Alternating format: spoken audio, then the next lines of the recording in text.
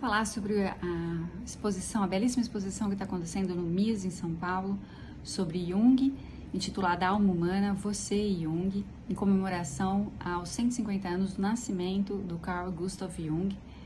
Essa exposição começou em 2025, segue agora comecinho de 2026, de curadoria de Valdemar e Simone Magaldi.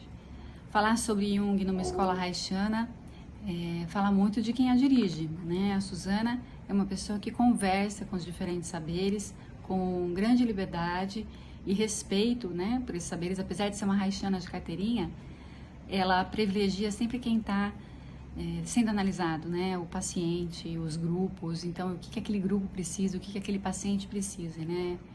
E é a alma humana que vai editar a sua necessidade, e a teoria, ela nos dá suporte, ela não atravessa o ser humano. Então, por isso, me sinto autorizada a falar de Jung, mas também peço licenças e mais licenças aos junguianos, porque me falta muito conhecimento a respeito disso. Mas a minha ideia aqui é trazer as sensações provocadas pela exposição, que talvez isso seja interessante a gente conversar.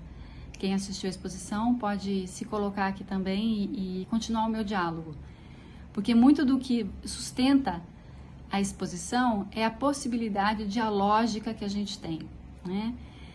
A exposição começa com uma escada cujos degraus escrevem a seguinte frase: do que você tanto tenta fugir quando se distrai. E tem muitas cartelas de medicamento vazio em cima, né, que nos acompanham nessa subida para a exposição. É uma reflexão sobre a supermedicalização que estamos vivendo, não só das drogas, né, mas como também do excesso de viagem, de exercício físico, de sexo, de celular, de internet, de rede social, né? O que a gente está fazendo, como a gente está se distraindo, né? Como a gente está se anestesiando, que é para não entrar em contato com os nossos afetos, né? Essa é uma das propostas suscitadas pela exposição,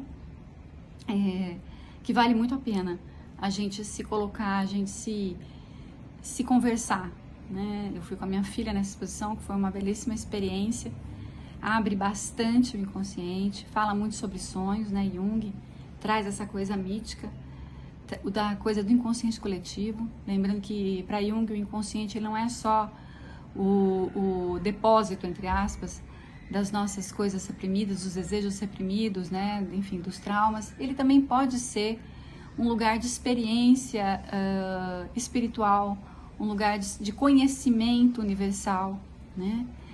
E lugar de produção de sentido. No profundo do inconsciente, a gente também produz os nossos sentidos. E sentido engendra o significado. A nossa vida precisa desse sentido para retornar à essência, para fazer valer, para que a gente continue dialogando com o mundo.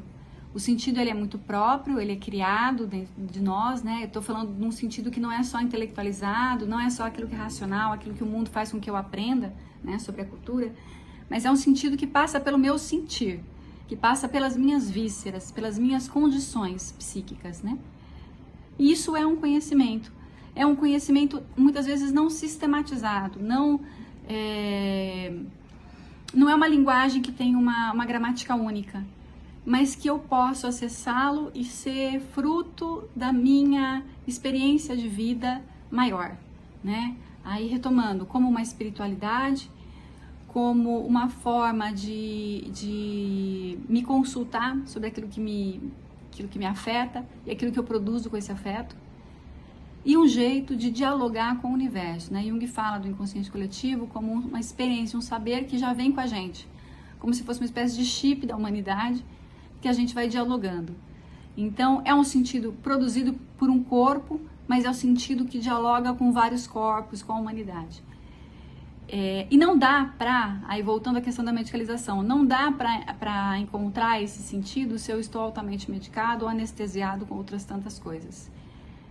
E lógico que nós estamos falando aqui que muitas vezes a medicalização é precisa, não é isso, mas é para tomar cuidado, porque não só a medicalização, mas as ordens todas que a gente recebe do mundo, se elas realmente correspondem àquilo que a gente quer, aos nossos direcionamentos.